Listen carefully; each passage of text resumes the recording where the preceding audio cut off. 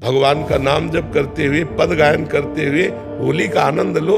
कोई गारा में पड़ा है, कोई गुटी लाई नो करता फिर रहा है, और हम बैठे भगवान का आनंद ले रहे हैं हमने कबाड़ बंद करके। देखो, जब आसपास ये सब चल रहा होगा तो ये तो नहीं कर पाओगे कि एकांत में बैठे रहो। दुनिया होली खेल रही है, एकांत में बैठ गए। एक दूसरे के चेहरे पर कालिक पोतते हैं, नालियों में ये हिरण्यकश्यप पक्ष के हैं। कीचड़ खाओ एक दूसरे मुंह पर फर, किसी को पिचकारी मारे। होली मनाओ और अच्छे से अच्छे और ऊंचे से ऊंचे तरीके से मनाओ। ठीक है, समझिए। होली पर क्या करें और क्या नहीं, आज इसी विषय को विस्तार से क्लियर करने के लिए हम आपके बीच कुछ आध्यात्मिक जानकारों के विचार लेकर आए हैं। इन आध्यात्मिक जानकारों में एक तरफ हैं प्रेमानंद जी महाराज और आचार्य प्रशांत जी, वहीं दूसरी ओर हैं संत रामपाल जी महाराज। इन आध्यात्मिक जानकारों में किसका ज्ञान उत्तम है, कमेंट करके हमें अपनी राय अवश्य दें। अगर इस चैनल पर आप पहली बार आए हैं तो फटाफट से वीडियो को लाइक और चैनल को सब्सक्राइब जरूर कर दें। तो चलिए वीडियो शुरू करते हैं। ये लोग जो शराब पीते हैं, गंदे हरकतें करते हैं, एक दूसरे के चेहरे पर कालिक पोतते हैं, नालियों में ये हिरण्यकश्यप पक्ष के हैं। अब वो भी तो उत्सव बनावे, कैसे बनावे? तो वो नालियों में गोबर कीचड़, उसकी हिरण्यकश्यप पक्ष की पार्टी, और एक होती साधुता की पार्टी। एक दूसरे पे गुलाल लगाए, रामकृष्ण हरि बोले और बैठकर पद गायन किए और खूब गुझियाँ और मिठाई भोग लगा कि ठाकुर जी को, और पाए आनंद मनाए। तो हमारी समस्त देशवासियों से प्रार्थना है, कोई भी व्यसन न किया जाए। व्यसन उत्सव को खराब कर देता है, जैसे शराब है और भी हुक्का है, ड्रग्स है। कोई भी नशा मत करो। फ्रेश माइंड से भगवान का नाम जप करते हुए, पद गायन करते हुए होली का आनंद लो। नशे में होली का आनंद थोड़ी होता, नशे में तो मूढ़ता छा जाती है। मूढ़ता में आनंद कहाँ? नहीं, कितने लोग नशा करके झगड़ा कर लेते हैं, कितने लोग अपनी हानि कर लेते हैं। अच्छा, आँख कितनी सूक्ष्म वस्तु है, उसकी आँख में अगर देखने में कमी आ जाए या चोट लग जाए, गुलाल तो गुलाल कीचड़ फेंकते हैं, कपड़ा फाड़ देते हैं। शराब पिए, उद्दंडता, ये सब ठीक नहीं। ऐसा होली उत्सव न मनाए जो सभ्यता के खिलाफ हो, समाज के खिलाफ हो, हमारे धर्म के खिलाफ हो, अध्यात्म के खिलाफ हो। ऐसा कोई कार्य न करें। होली का पर्व नज़दीक है। पिछले कुछ वर्षों से देख रहा हूँ कि इस दिन लोग एक दूसरे को रंग लगाते हैं। जवान लोग मोटरसाइकिल इत्यादि पर सवार होकर निकलते हैं, एक दूसरे पर अंडे कीचड़ इत्यादि फेंकते हैं। लड़कियों पर पानी के गुब्बारे इत्यादि फेंके जाते हैं। मुझे ये सब बड़ा झूठा और बेकार लगता है। मैंने निर्णय लिया है कि इस बार एकांत में अपने साथ समय बिताऊंगा इस दिन।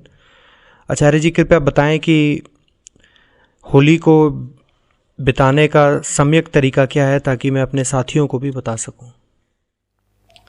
देखो, जब आसपास ये सब चल रहा होगा तो ये तो नहीं कर पाओगे कि एकांत में बैठे रहो। ये तो बड़ी मनहूस सी बात है। दुनिया होली खेल रही है, एकांत में बैठ गए, हो ही नहीं पाएगा तुमसे। तो जब होली का प्रभाव मन पर पड़ना ही है तो उसको सुप्रभाव होने दो। या तो ये करो कि उस दिन विदेश निकल जाओ जहां होली मनाई ही ना जाती हो, तब तो ये कह सकते हो कि साहब होली पर उपद्रव होता है और हम होली को छोड़ आए पीछे। विदेश वगैरह अगर नहीं जा रहे हो, यहीं पर हो, तो होली मनाओ और अच्छे से अच्छे और ऊंचे से ऊंचे तरीके से मनाओ। भूलो नहीं कि होली का पर्व बेमतलब नहीं है, अकारण नहीं है।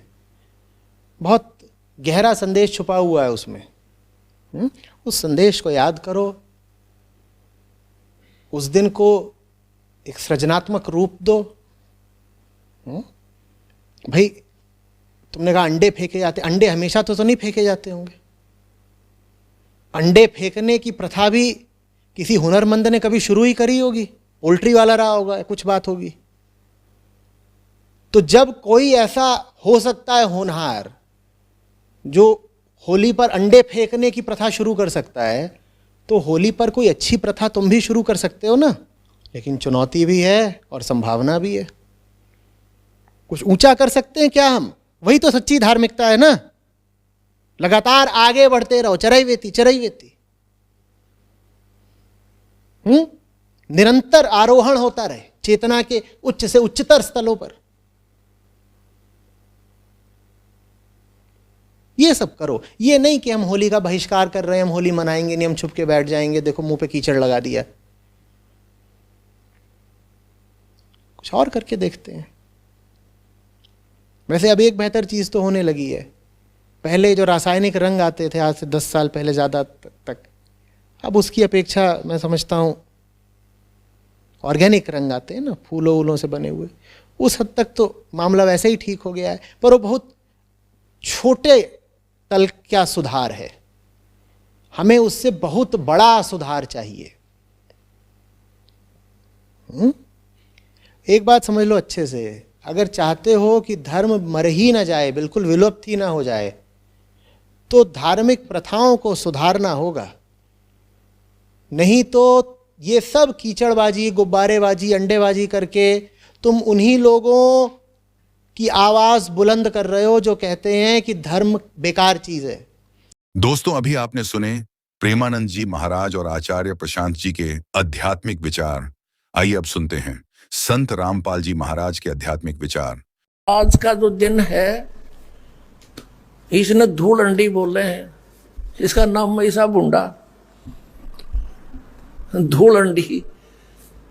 और इसमें सारे जो है लाल थोबड़ा करे,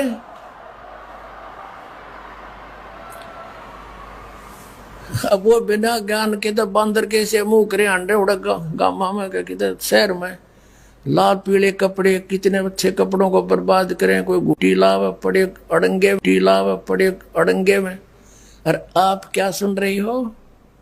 वो अमृत वचन जिसको सुनने को देवता भी तरस रहे हैं। तो उस समय क्या होता था, हम सत्संग कर रहे होते थे, होली ये फाग आ जाता था, हम तो सभी वो परिवार भी जिसने उपदेश ले रखा, हम अपना आराम से भगवान का पाठ कर रहे हैं, अपना मंत्र जाप करें। और गांव वाले जैसे जो भगवान के मार्ग पर नहीं लगे हैं, और वो क्या करें, कीचड़ ठाव एक दूसरे मुंह पर फर, किसी को पिचकारी मारे। कोई गांव में तो और सिस्टम है, एक कोरडा बना लेते हैं घंटर सा, वो मारे एक दूसरे का हैं, और लाल लाल मुँह कर रखे बांदर कैसे सारे।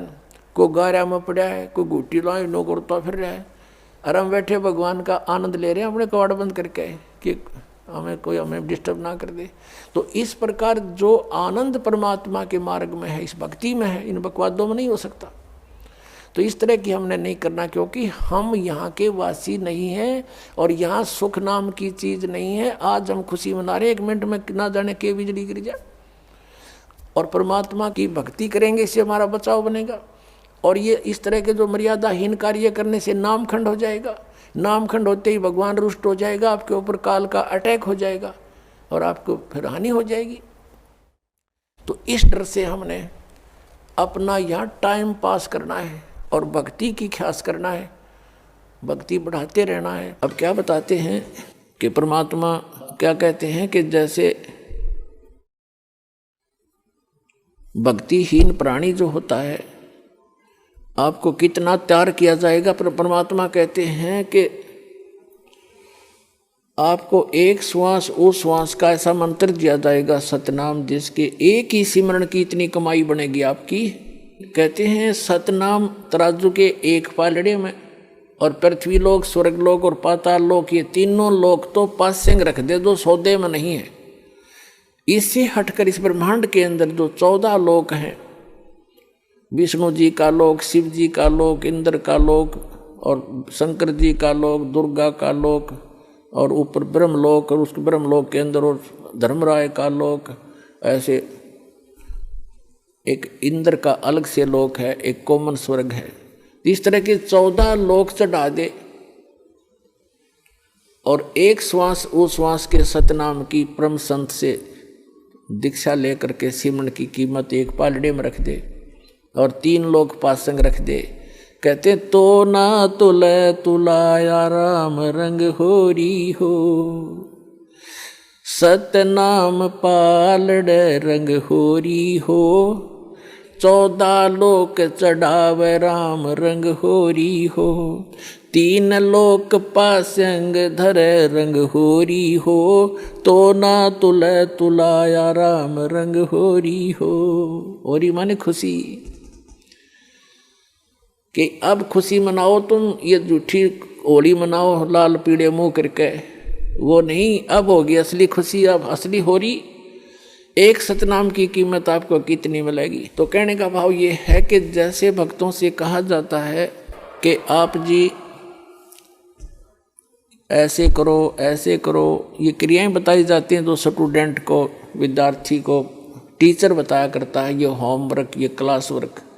तो कई अनजान भक्त कहते हैं मैंने जोत भी चढ़ा दी, 6 महीने हो गए, नाम भी ले रखा है और मुझे कोई विशेष लाभ नहीं मिलता, पाठ भी करा दिया। तो कई तो ऐसे होते हैं कि मुझे कोई लाभ नहीं हो रहा, मैं तो नाम त्याग दिया या त्याग दूंगा।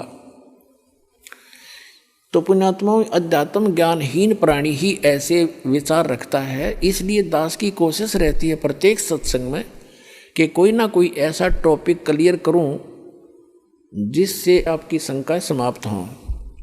अब ये सोचना, जैसे सर्दी के मौसम में दिसंबर और जनवरी, ये हरियाणा प्रदेश सर्दी खूब जोर की गिरती है और उस समय आप जी ने कोई स्वेटर पहन रखी है और आप ये कहते हो कि मैंने स्वेटर भी पहन रखी है, कपड़े भी मोटे पहन रखे हैं और फिर भी मुझे ठंड लग रही है। तो पुण्यात्माओं, समझदार व्यक्ति क्या करेगा? क्या वो समझदार होगा? न्यू कह उस स्वेटर ने भी उतार दे कि क्या फायदा हुआ इससे, मुझे कोई लाभ नहीं हो रहा, कपड़े भी निकाल दे।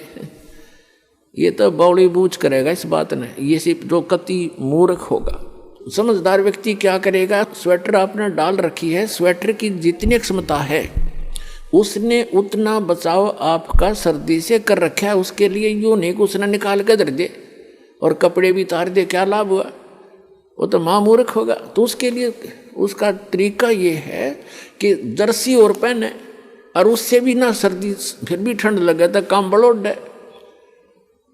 तो पुण्यात्माओं, धर्म से ही दुख दूर होंगे, भक्ति से ही।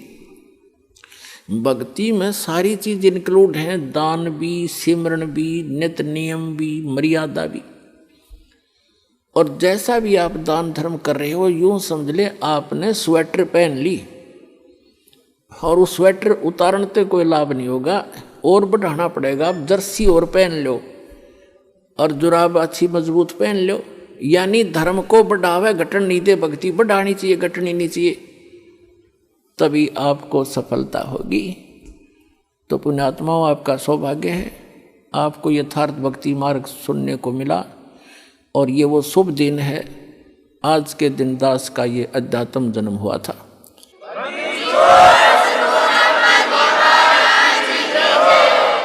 दास के लिए तो ये एक सौभाग्य है दास का कि मुझे इस दिन भगवान मिले। आपके लिए भी वरदान सिद्ध हो गया ये दिन कि आप तक भी परमात्मा का विज्ञान पहुंचा और आपको सही मार्ग मिला।